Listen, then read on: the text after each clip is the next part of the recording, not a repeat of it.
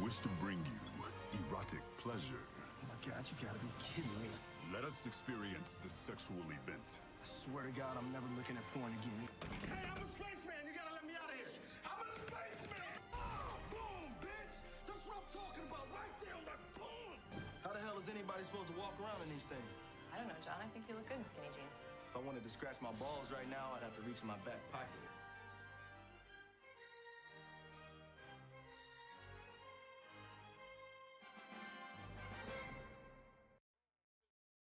Hey, y'all. Check. So I'm going to welcome up Jay Lee and Ahmed Best. They're going to come up. Hello. Yeah. 1, 2. 1, What's 2. up? 1, 2. Where you want to go? Let's switch. You were Let's there. switch it up. Let's I was switch there it up. yesterday. Yeah, We'll I'll go be here. today. Yeah. Hello, y'all. Hello. How you guys doing? You're quite spread out. Yeah, I like this. I like the right side. Yeah, I think the left side. You know, we everybody reads left to right. Oh shit, that means you're on the left. Oh I man, am, yeah. damn it, I messed it up. Yeah. Should have been over there. Yeah. Should have been over there. Well, hello. Look at us. We're up there too. We've done things in our lives. Yeah. How you guys doing so far? Yeah. Con going okay? Are you guys just getting started, or this is like we're winding down? How we feeling?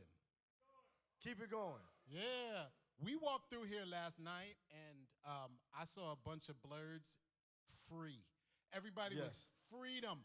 And the thing that I loved the most is, like, everybody was like, turn down for what, right? And they getting into it, and then they played the Pokemon theme, and you would have swore it was like, Let It Go from fucking Frozen. Y'all let it the fuck go. It was incredible. And then BBL Drizzy came on. And then I'm like, BBL Drizzy. no other con are you going to get those 3 songs back to back to back. Yeah, nobody's going to play Pokemon and then BBL Drizzy. And then back that ass up. Who's fucking tonight? Here's the other thing. Best cosplay I've ever seen in any con anywhere. Yes, This for one. sure. Yeah. I have seen things that, and I'm really, really hard to impress. I've been so impressed every time we walk through any floor. We almost got stuck in an elevator with Charizard yesterday. It was phenomenal. All the cosplay, beautiful. You guys, you should give yourself rounds of applause because you guys look fantastic. You're wonderful. You're wonderful. What he said. Yeah. We're just going to sit here and, like, talk amongst yourselves. There might be some audience questions. Yeah, you know, You guys we have might get to those. We might have questions for each other. I like, might have to ask you out. Hey, man, hey, Jay Lee. here's a legit question. Go. You've been doing this how long? Star Wars Phantom Menace is 25 years old this year. 25 years. When you watch yourself come out and hit that Ahmed pose, I said this yesterday, he knew he was going to be, that Kelleran Beck was going to be in The Mandalorian for a year. Yeah. And didn't tell, like, me and my other very, very good friend, and we were so pissed when we saw it. Yeah. But when he hits that double, that little, that Ahmed stance, when you see that, what does that feel like?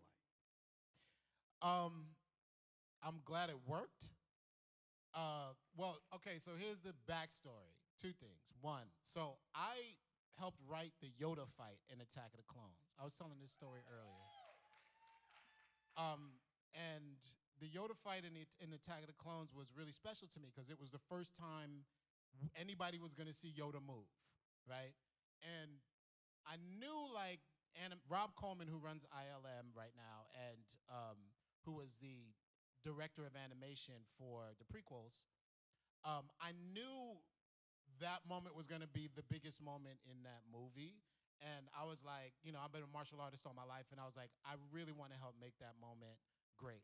So I brought Rob Coleman to my apartment, and we watched Akira, we watched Ninja Scroll, we watched a whole bunch of, like, Japanese anime because he wasn't really familiar with it, and I've been an anime fan since the 70s, right? Like, Gotcha Man was my shit growing up, right? So I was like, we watched this, and I was like, Yoda should move like this. And then that was like my big pitch was like he has to hit a stance, like right in the beginning, right before he fights Dooku, right? And that made it into Attack of the Clones. I was like, if nothing else I pitch makes it, that move has to make it. So I've been a Bruce Lee guy since 1973. August 19th, 1973 is my birthday. And that was opening day, Bruce Lee, Enter the Dragon, right? And no bullshit, my mother went into labor watching an afternoon matinee of Bruce Lee's Enter the Dragon on opening day, right? No bullshit. Like I was born on that day, right? So I always say, like, I have a twin brother. So me and my brother were up in my mother's womb, and then we hear Bruce Lee like, what? And we were like, time to get up, out this motherfucker, and watch this movie. So my mother went into labor, and like me and my brother were born, and then true story, my father goes back and sees the rest of the movie. Like, we're born, and he goes back and sees the rest of the movie. And my mom was like, what the fuck? Yeah. I think she was more mad that he went without her to see the rest of the movie. But the Bruce Lee stance. So Carl Weathers directed that episode of Mandalorian. My brother, rest in peace, Carl Weathers, whom I love tremendously. And Carl was like, he was like, when the doors open and you hear the clones behind you, he was like, you got to do like a thing. You got to hit it like a zoom, like a Bruce Lee. And I was like, oh, shit, Bruce Lee, that I can do, right? And so as soon as we hear I'm supposed to hear the clones coming up, and I was like, here we go. And I hit that, pow, right? And I felt the entire, everybody, I use the crew as an audience because I come from theater. So if the grips are like, yeah, man, that was the shit, right? If everybody, like all the lighting guys and all the guys who do all the important stuff, if they're like, yeah, that's what's up, I'm like, bet, I did it right. And then I did the fight like one time through, and one of the grips went like this. And I was like, yep, I'm in. I'm good. I was like, let's go again. Let's roll. Something is working. Let's roll. But yeah, I knew that was going to be good. I knew it was going to be exciting. I have a question for you. What's that? Lieutenant John Lamar. So Orville really kind of leaned on comedy in the first kind of season, and then slowly started moving away and started getting more serious. And then you became the engineer of the ship. How did that change? Did that change affect you in any kind of way? And was it obvious in the script that you guys were actually going to try to take on a lot of like socially conscious episodes? I don't think we really knew. Seth knew. We didn't know it was going to be that. But we also knew it wasn't going to be a spoof or a comedy, right? I think that was kind of his way in to say, hey, I'll give you a little bit of what you know me for, but what I really want to do is some really hard-hitting sci-fi, grounded stories. And one thing he would always say is it's just like being at work in space, So we approached it kind of the same way. My character had a little bit of a shift. Once I became chief engineer, I did try to take things a little more seriously, I do miss saying boom, bitch, a little bit, though. True story. That first season, I didn't know if we could curse. So I say boom in general. And I know Seth, known him for 20 years now, and he wrote boom into the script. We're in this space battle, and he says boom. And this is my first, like, big project. And the way we would shoot the show when I was on the bridge, you start with the front and then you move back, right? So you get me and Scott Grimes, who plays Gordon. Then you move back to Kelly and Ed, and then you do the sides. So bridge days are very long because you get your coverage, and then now we're just sitting up there, and the cameras are behind you. So we do Scotty's coverage, do mine, and I say boom, and I blow it up. And I said, wait, hold on 1 second. I run back to Village, and I said, no, Seth was on the bridge. I said, hey, can I curse? And he goes, no, sorry, Seth wasn't on the bridge. Bordis was in the command chair. So I go back to Village, and I said, hey, can I curse? And Seth was like, sure. So I said, can I do one more? And he said, yeah. So I ran back. I was like, I'll do one more. And that's when I yelled, boom, bitch. And that was, he got into the episode. But yeah, I miss saying boom, bitch, and being a little more silly. But now John is very serious, having sex with weird aliens and saving the ship damn near every episode. So you had they shipped you and Jess in season two, right? Three. Yeah. Season 3. Yeah. And I was You got breaking a all my- love interest. Yeah. And what was that like? On screen, like, was that your first That was my on-screen? first on-screen kiss. Yeah? Yeah. How was that? What you mean? Some people got to go to acting school to learn how to act. I knew how to kiss. Yo, I'm telling you, No. kissing on screen It is awkward. It's the worst. It's awkward. I know it looks like, oh shit, I would love to kiss Ryan Reynolds, which I would. I would kiss Ryan Reynolds. But like kissing on screen is like you're self-conscious. You're like, what do I look like? Is my lip nice? Like, what's happening, right? So on-screen kisses aren't easy. So what was it like on-screen kissing in space? So the way the shot was set up, it was set up where there's sexual tension between me and Tala, and then there's that moment, where we look at each other, and then it cuts to us kissing. But the way they shot it was we move into camera, into frame. So we have a moment, we're looking at each other. This shit's so awkward. So camera's here, right? So we're off camera, and like I pick her up, and we're just kind of waiting, Nothing is sexy about it. It's lights, everybody's just looking, and then they say action, and that wasn't on purpose. I run her into the wall, but that's what it feels like, right? And then you kiss, and then you do it 8 more times. Yeah, it's not sexy.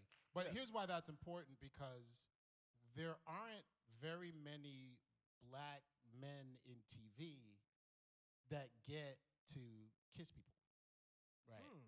And so we don't get a lot of love scenes. So seeing that, like, there's a thing about you being an engineer in space, right? Which LeVar, who's a really good friend of both of ours, we call him Uncle LeVar, which LeVar did in TNG, right? But LeVar never got a love interest, right? He had a couple of episodes where he was like interested in people, right?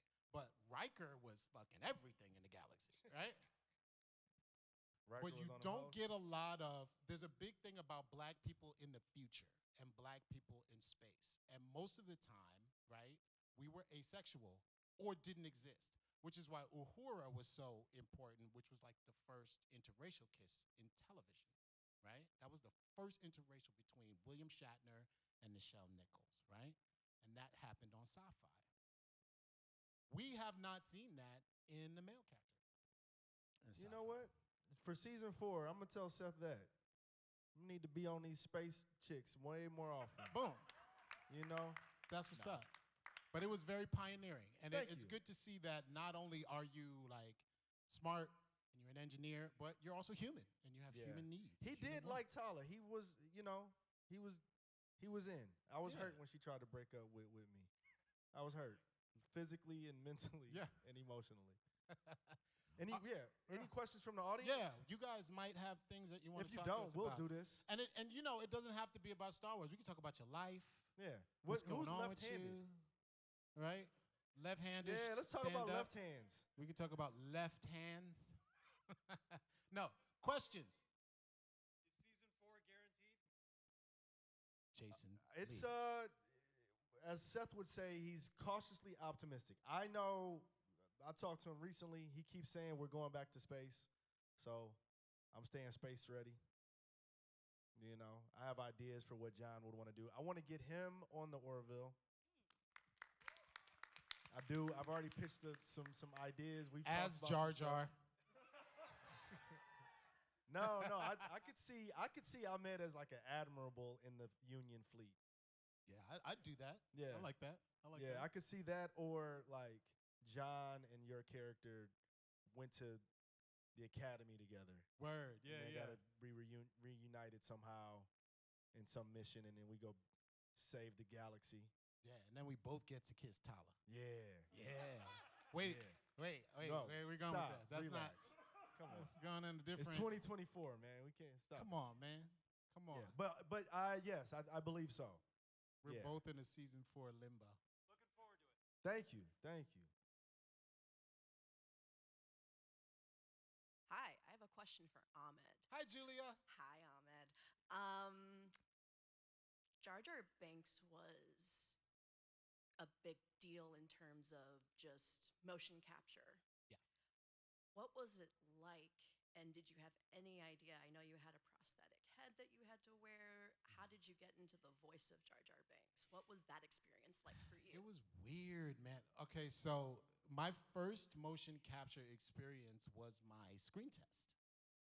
And so I auditioned for Jar Jar, and I had no idea what it was, right? So the casting director, Robin Gerland, who cast Clones and who cast Phantom Menace, she saw me in a show that I was doing called Stomp in San Francisco, asked me to come to the ranch and audition. And I was like, what ranch? What you talking about?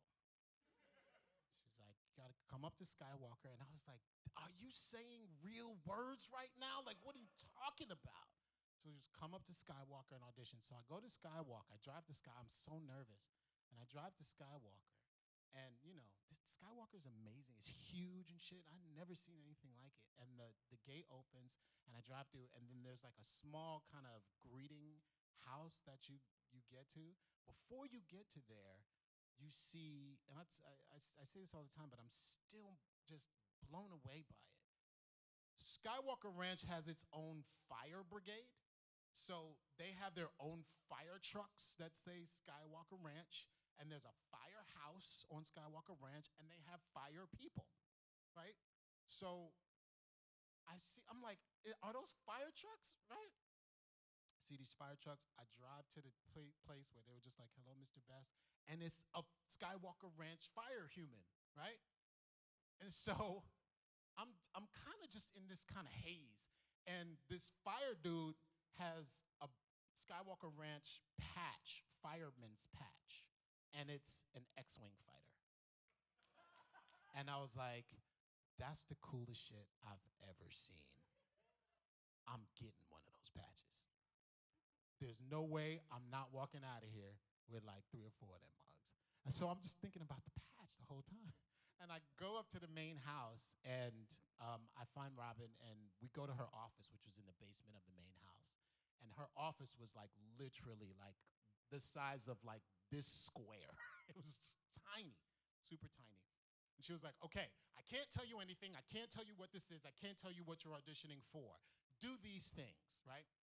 And it was at first, Jar Jar was supposed to be like close to the ground, like almost like a salamander, like a quadrupedal reptilian thing, right? And she was like, okay, so you walking in and you're on your quadruped, and then you like find a clam, you pick it up, you look at it, and you eat it, right? And this ends up being like my first scene in Phantom Menace. So I'm doing all of this stuff, and she was just like, well, how would you do this? And so at the time, I'm a martial artist, like I said before, and I was doing a lot of capoeira at the time, right? Capoeira is about like really being able to do a lot of like spins and kicks and flips in small spaces. And because this space was so tiny, I was just like, all right, and I did like 2 backflips in the space. And she was like, didn't expect it. And I was like, oh. She was like, oh, okay, cool. Go back out on the road with Stomp, I get a phone call, like, we want you to come back for a screen test. Drive to ILM, fly, I was in DC, I was here. And I was doing Stomp at, I can't remember the theater, but I was here in DC. And so I flew from DC back to San Francisco to do my screen test. And the screen test was a mocap test. And right now, everybody knows what mocap is. We all know the suit, we all know the targets. This was like, nobody knew what the hell this was, including me. Like, this was before Gollum, before Thanos, before the Na'vi, before anybody, right? But even before me. They didn't even know if the shit was gonna work. So we go to this huge like warehouse garage at ILM, and they go, put this on. And it's like a cat suit, bodysuit, with the targets on it, a headband with targets on it, and 6-inch platform heels. Because Jar Jar's tall. And I look like that. Like I'm about to get physical, right? So I walk out. Get it? Boom. Shout out Olivia Newton-John, word up. So I walk out, right? Dressed like this, not embarrassed at all. And I'm like, I see Robin and I see the animators, and they're just like, everybody's kind of like looking at me like I'm some sort of specimen. And there's like all of these infrared cameras around the room on tripods, right? And so I'm like, could somebody tell me what the hell is going on? Could somebody tell me what's happening? And an animator went like this. Took out a piece of paper and started drawing like Jar Jar's ears. So I got the ears and I got a top of a head. And then he stopped. And somebody came in and they were just like, okay, we're just waiting for George. And I was like, George what? George who? George what? Who? Nobody told me George was going to be there. I thought I was just doing this for a bunch of engineers.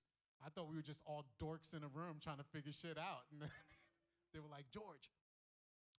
George walks in, and I was like, oh. Now, A New Hope was the first movie I ever saw in the theater. Ever, as a kid, right, in '77. And it changed my life. It changed my world. I was a Star Wars fan since 1977. And, you know, I always tell this story. I didn't grow up with a lot, right? But my mother is a polymath. She can, like, figure out anything. And so we saw Star Wars, and it was just like, Black people, we have a different relationship to Star Wars than a lot of other people because we couldn't buy the toys and we couldn't get to figures and we had to use our imagination. And then we weren't in it, right, until like Lando Calrissian. So it was like, we all can't be Lando Calrissian. So I was like, you know, I was a big Han Solo fan. I still am. He's my favorite Star Wars character, so I was Han Solo and playing it.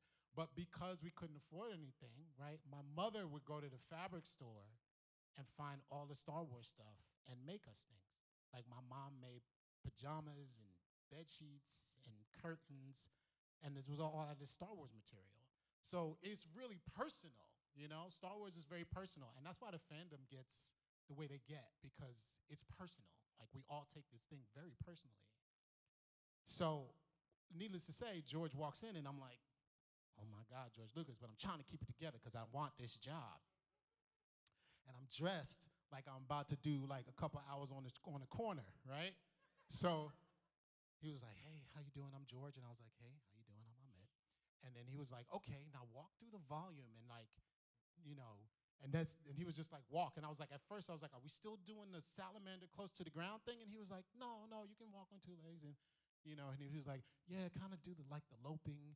He was like walking along. And then we were like making the Jar Jar thing, right? We were making the Jar Jar walk like that time. And he was just like, you know, can you do this? And he was like, now you can do whatever you want. And I was like, girl, yes, I'm in. And then I started like doing like a whole bunch of capoeira in these 6-inch heels, right? Shout out to everybody who wears heels above 3 inches. Because from experience, that shit is hard. Like I know how to like do backflips in them, but I almost hurt myself. So I do all of that shit. And this is when I knew this was gonna work. So I finish, George kind of just leaves. He's like, okay, and then disappears. And I'm like, was it good? Was it bad? How did it go?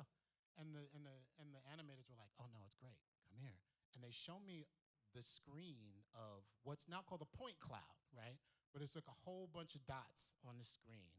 It's the targets that were on the mocap suit. And they hit play, and it moved like me. It looked like me. And it was just a bunch of dots on the screen. And I was like, holy shit. Like those points became a character, became a personality. And all of the animators were like, this is gonna work. This is really gonna work. And I was like, yeah, that looks great. Can it work with me, please? I wanna do this. And then I go back on the road with Stomp, and I'm in Philly, and I get a call and like come to England and be in this movie.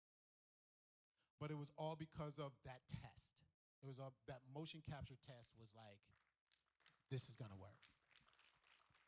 Yeah. I hope that answered your question. I humped a chair. You did. My screen test was the episode where I humped the statue, that was my audition. So my audition was me humping a chair, and I humped it. I just want to shout out the ASL interpreters. Amazing. Not only are you working this outfit, A, Killing but it. B, you just did hump in ASL, and I've never seen that before. And it was amazing. Well done. Well done. Thank you. I missed it. What is hump? Thank you. Can you do hump again? Hump. Yep. Boom. That- Get in there. That's how I Yes, booked the beautiful. job. Yes. Is this too grindy or not grindy enough? That was what I did. I gotta Thank be you. careful. You're gonna take my job. You know what I'm saying? Did we just lose all of our work just now? You're hired. Yeah. In the hill, yeah, we lost. Man, I love this person. We have another question. Hi, Ahmed. I have a question for you. I was wondering if you'd talk about the podcast you did with Dylan Marin, The Redemption of Jar Jar Binks, like what that process was like for you and how it's been like received in the fan community. Yeah, Dylan Marin is a wonderful human being. Really, really, really wonderful human being. We have become very good friends. That podcast was incredibly difficult for me. Because everyone has their idea of like what I went through. And so did Dylan, honestly. And, you know, I have yet to really tell it in my voice, even though that was probably the closest. But it's interesting when people hear it from me because everyone has an assumption, everyone has an idea. And pieces of the story have been out for, you know, a few years. But to put it in that context was really wonderful, and Dylan was incredibly generous, and made sure that the conversation and the environment were both elevated, intelligent, and insightful. And you know, before I really do anything, I talk to the people, right? And if the people are, you know, my big thing is like, I think everyone should be kind to each other. Like kindness is the biggest kind of emotional attribute when you're speaking to other people. Like I believe in kindness, which is why I love Jar Jar, because he was kind, you know, and that's kind of where I came from with Jar Jar. And you know, Jar Jar's voice was the voice I used to use with my little nieces and cousins and stuff like that. So it was really all about kindness, and that's never left me. You know, I appreciate it. And, you know, I was telling somebody out there, I'm a musician, right? Both Jay Lee and I are musicians. Jay's a phenomenal, prodigious classical pianist. And I'm a percussionist. And so when I was 15, I was subbing from my drum teacher, Warren Smith, at this Broadway show called Jelly's Last Jam. I was in the pit orchestra, Jelly's Last Jam. And at the time, Gregory Hines and Savion Glover were both starring in Jelly's Last Jam. And I'm a 15-year-old kid. And, you know, on the Broadway show in Jelly's, Greg comes in from the pit orchestra and comes up on the elevator. And every night he came in, he said hello to every single musician in the pit, right? Every single one. And so I would be there watching my drum teacher because I was learning how to sub to gig, right? And then one day he was like, go in. And so I went in, I'm 15. Greg comes out, right? And he's like saying, what's up, what's up, what's up? And he turns to me and he goes, Ahmed! He's like, yeah, Ahmed! And I was like, oh my God, Gregory Hines knows who I am. You know what I'm saying? I was just like, and he was the kindest man. He was such a kind man. And I was like, if Greg Hines is not an asshole, nobody has a right to be. Nobody has a right to be. And so I was like, I'm gonna be like Gregory Hines. I'm gonna be kind to everybody. So kindness is a big thing for me. And when I recognized how kind Dylan was, that's when I said, okay. And the response has been wonderful. You know, it's a hard story to tell. It's a hard story to think about. It was a hard story to live through. So anyone who tells it with generosity and kindness is cool. It's good. Sorry, talk to me.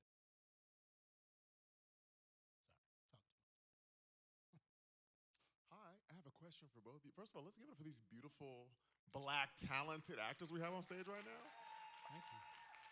Nothing to do with my question. But, so, this is a question for both of you. Can you both tell us about like a time in your careers where you really had to like advocate for yourselves to be pushed forward? Because there's been so much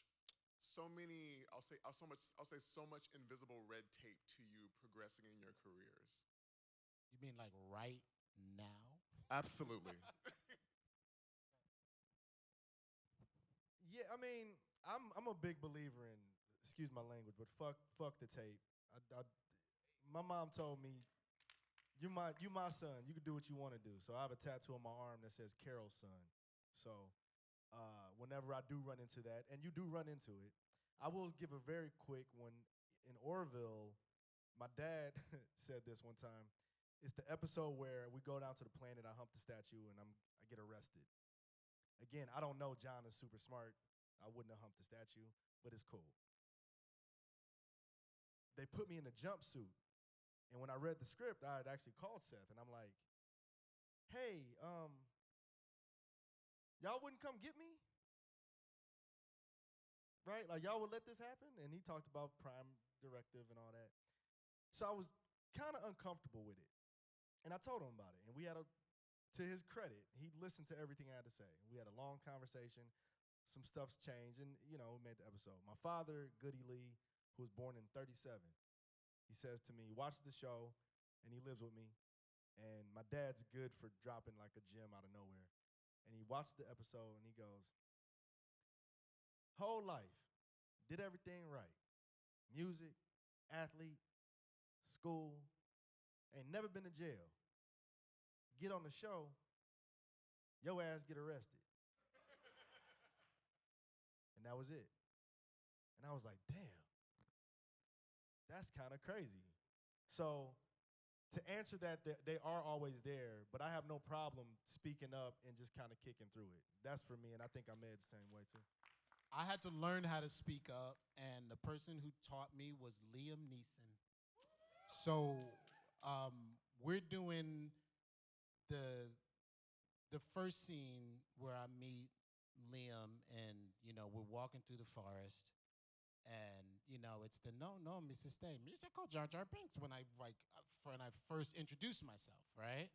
He's like, the ability to speak does not make you intelligent. Now get out of here. No, right? And then the droid comes by and goes, bish, bish, and I'm supposed to say, oh no, right? And I hit the ground. So in the script, it says Jar Jar falls down. And so we do it a couple of times, and Liam looks at me and he goes, what's wrong? What's going on? And I was like, yeah, this Jar Jar falls down. Like, I'm not really, I think we can do something funnier. And he was like, Liam has that like soft, deep Irish lilt that'll like, it's like candy in your ears. It's like, he's so smooth. It's like, I know why people fall in love with that man. He's like, what are you thinking, Ahmed? And so I was like, I think we could do something funnier. He goes, what do you think you want to do? What do you want to do? And I was like, well, I think I should just like jump straight up out of frame and then like dive onto the ground, right? And he goes, come with me. We go to George. George is sitting down dealing with the fucking director problems, right? And I'm like, yes, I got Liam Neeson to advocate for me. He's gonna tell George Lucas, man, I'm like, all I gotta do is just stand here and be like, yes, right? Liam goes up to George. He goes, George, can I speak to you for a minute? Can I speak to you? And George goes, yeah, what is it? He goes, Ahmed has an idea. Yep. And I was like, and he said, George was like, okay, what's the idea? And he was like, I said, well, I think the falls down part, I think I can do something a little bit more dynamic. And he was like, well, what do you want to do? I was like, I think I should just like jump straight out of frame and then like dive onto the ground. And George goes, let me see it, right? So we do the take, and it's like, oh no, right? And I jump up and I dive to the ground, and everybody starts laughing, right? And George goes, that's what it's going to be, right? And that's what made it into the movie, right? And so we're about to do another take, and I go, hey, Liam, man, thank you. Thank you for advocating for me. He goes, you are a part of this process. You have a say as an actor in what you do. Do not ever sit on an idea, ever. He's like, talk to the director. You have a say. You have a voice. And I was like, check. Say less. Got it. I'm about to do a bunch of crazy shit in this movie. Wait, to add to that, I will say it's important to take up space. Yes. And we're such a giving people. And 1,000%. Yes. I'm shooting.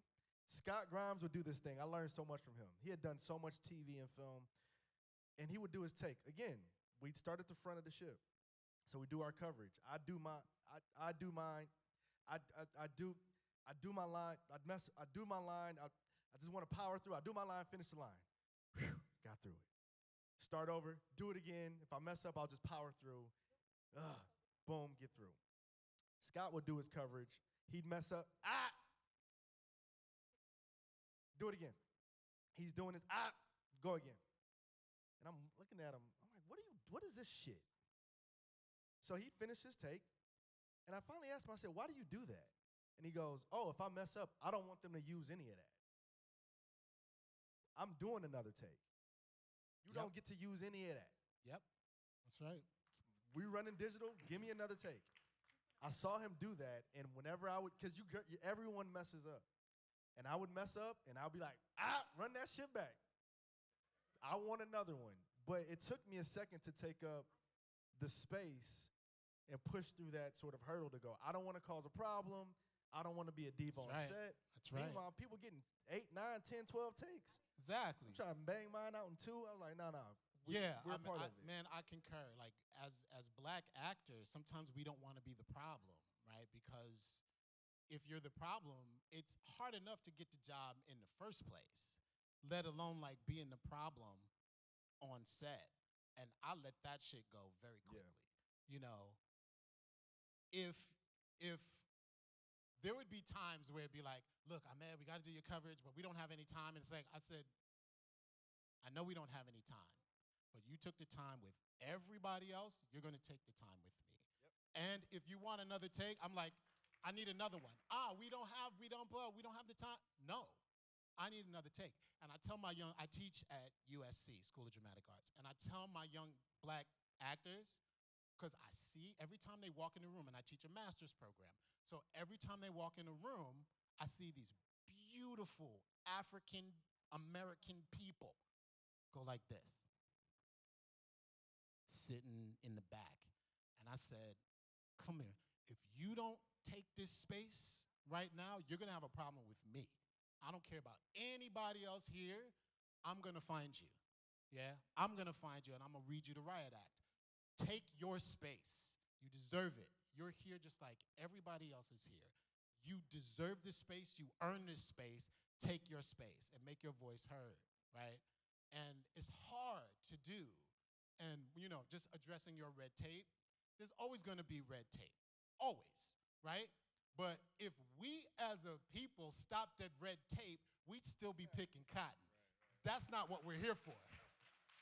You know what I'm saying? That's not what we're here for.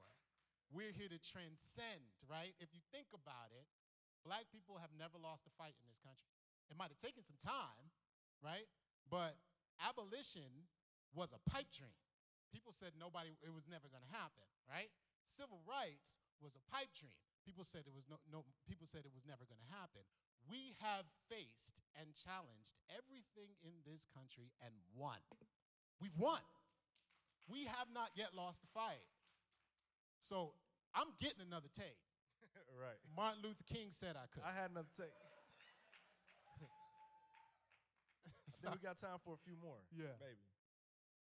Sorry, I didn't mean to turn this into a civil rights conversation. Technical challenge? Creative challenge?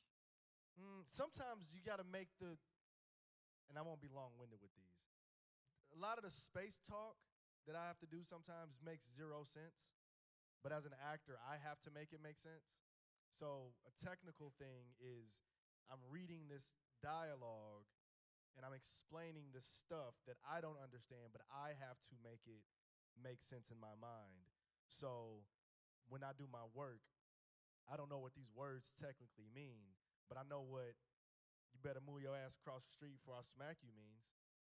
So if I can feel that, and the dysonium depletion is gonna get throughout the oxidized plutonium, blah blah blah blah blah, then I can connect with an audience.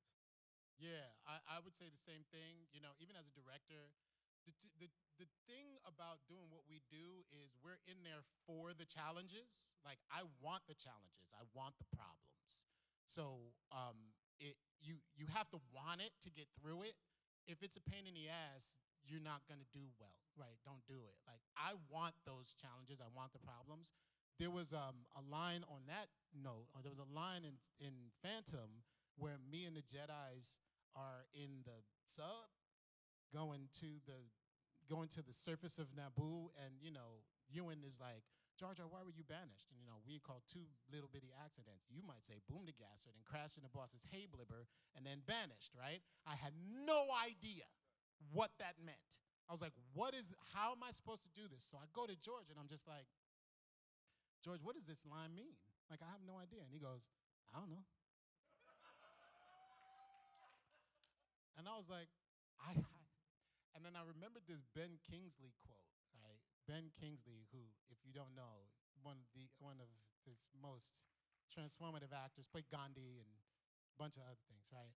But Ben Kingsley said once, he was like, it is my job as an actor to make the line work. It's not my job to judge the writing, right?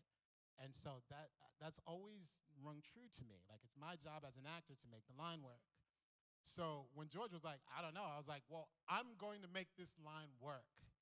And not only that, but I'm going to try to make the Jedis break. It became like a really important thing to me that Liam Neeson at least breaks once while we're taping. The table scene where I'm doing all the tongue stuff, that's all improv. Like, and it was all to get Liam Neeson to break. And and Liam came from, he just did Les Mis, right? And then did Star Wars. So he was Jean Valjean, and he was like doing this Victor Hugo, and it wasn't the musical. It was like the straight movie, right? And he was like, oh, super serious, right? And then here he is with silly me going, right? And so we're at the table, and I'm making all of these crazy noises, and he's trying to like stop from laughing. And then there was one time where he was like, do you want to take a minute? He goes like this, no, I can do this, right? And that, for me, will not break. Bro, for me, I was like, oh, I'm about to go in on Liam Neeson, right? I was doing the most ridiculous shit. And I knew I won when the Qui-Gon mustache would fly off.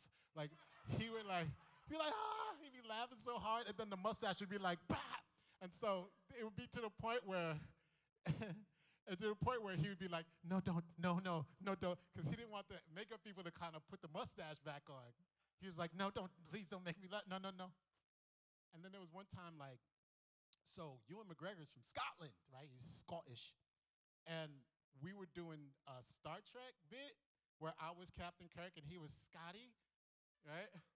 And he was like, Captain, we need more dilithium crystals. And I was like, Spock, you crazy? And I was doing like this Captain Kirk, and Liam he was losing his shit. I think we lost like a whole day of shooting just for some dumb Star Trek bits. But yeah, that was a challenge, like kind of figuring out like, how do you say, especially when you have like ridiculous lines that you have no idea what it means. That's a challenge, but want the challenges. Time check. We have 4 minutes. So I have one question here, and I have time for one more question after. We'll be quick. So this question is for Mr. Best. So how did the character Kelleran Beck came to fruition, and how was it playing him? 4 minutes. Kelleran Beck was a character that I created for a show called Jedi Temple Challenge, which was a Star Wars kids show that I loved, right? And so I made Kellerin Beck, and I'll try to be as quick as possible. I think teachers are superheroes. I think teaching is probably the most important job in society, and I think teachers deserve a lot more money and a lot more recognition. So I wanted Kellerin Beck to want to be a teacher, you know. I wanted him to be really skilled and really traveled and really, well-formed, but his gift, Kellerin, is teaching and being psyched to be a teacher. Not like Star Wars has a lot of reluctant teachers. Like Obi-Wan's a reluctant teacher, Yoda's a reluctant teacher. Even in the Acolyte, he's like, oh, we tried to teach and we sucked at it, right? I wanted Kellerin Beck to be a great teacher and someone teaching was the shit. So that's how I approached Kellerin and crafting that character, and that's how I approached Jedi Temple Challenge. I wanted to be really excited to watch these kids do these challenges, and it was beautiful seeing these kids walk onto set because it was just like they were like in Star Wars, and it was like the feeling I had as a kid watching Star Wars, and they're walking on set going, "Oh my God, it's real," And I was like, I can't let them down. I have to make this shit look real. So it just only made sense that Kellerin saves Grogu because he's the teacher, he's the headmaster. I always picture him as like the 7th Hokage, like Naruto, you know what I'm saying? Like he just runs the school. But yeah, there was a couple more. I don't want to. Yes, good afternoon.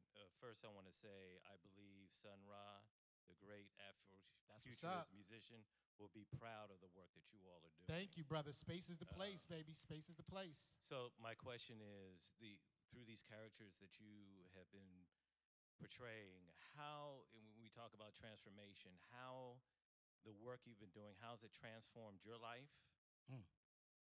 Part 2 is how is your presence and presence of folks of color, because if you look at hip-hop culture, how much it's transformed America, how has your presence transformed science fiction and fantasy?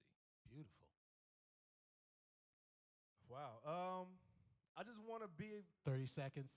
I always say this. Watch this. I just want to use what I got while I got it while I can.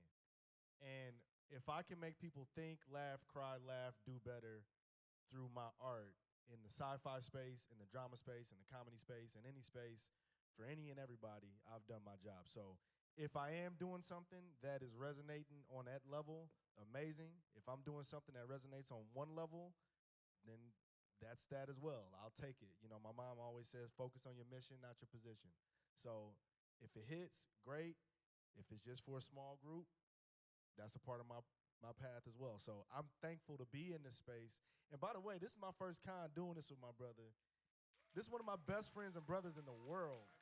And I know we're out of time here, and I want you to close this out. But when I got Orville, I'd done other things and stuff, but I wasn't a sci-fi guy.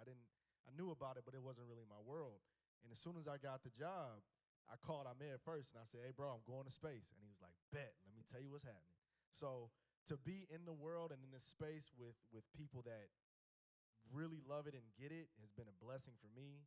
And this dude is a full-on icon, and I always remind him of this in LA. He's a legend. He's an icon. And to have him as a friend and a brother has been nothing short of a miracle. So thank you for that question, and I'll let you close it out, bro. Yeah. Sun Ra is one of my biggest influences. I love the fact that, he was the first Afrofuturist that I was introduced to as a kid. My father is a very big jazz aficionado, and I have since become an Afrofuturist because of people like Sun Ra and Octavia Butler and now N.K. Jemisin. But one of my favorite Afrofuturists is Dr. Martin Luther King Jr. And Dr. Martin Luther King had this quote that said, the aftermath of nonviolence is the beloved community. And to think about the aftermath of nonviolence is a very future-forward, future-pointing idea. So the thing that's very important about both of us being in this sci-fi space is we get to show you the aftermath of nonviolence. And the more we see our faces in science fiction, and the more we see our faces telling these stories, not just being in them, but crafting them, creating them, owning them, right? Pushing these ideas forward that, yes, black people do exist in the future, people of color do exist in the future, then our representation helps craft and build the beloved community. And that's how I feel about it. Well, that's our time, y'all. Thank you, guys. Thank you guys so much. Come by and say hi to us out here. We're going to be out there Introduce yourself. signing things that look like us. Yeah. Thank you.